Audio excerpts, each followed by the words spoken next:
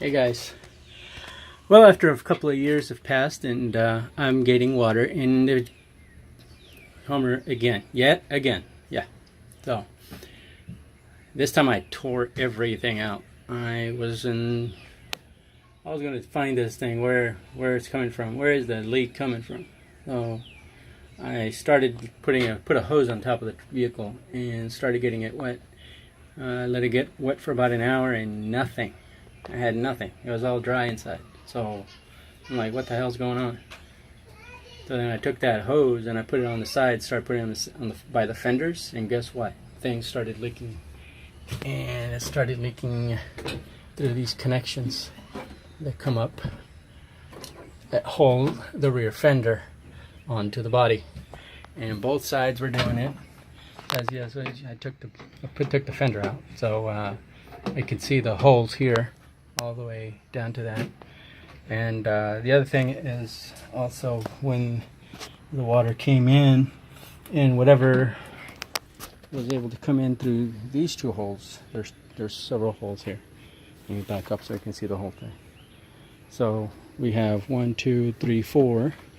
With all those 4 need to be plugged.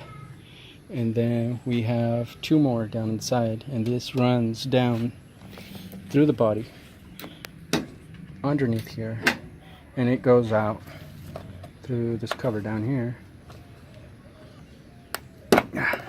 So it comes down here and it exits down that way. But interestingly enough, when it does do that, it still leaks, and the water comes out between these weldings right here through the seam where the 2 metals join.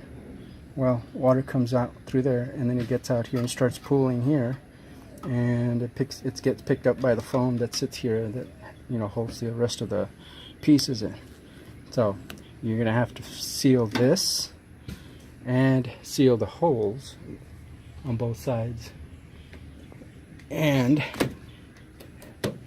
that will be the end of that. I think it's going to be a submarine by the time we're done with it. So I sealed some more holes that I had down there, about right here. Had some rust coming up, but I fixed that. And everything is good. I didn't see anything wrong with it. All the parts look brand new, so that's good. So there you go, guys. Look at these if you're still getting water in the back end of your vehicle.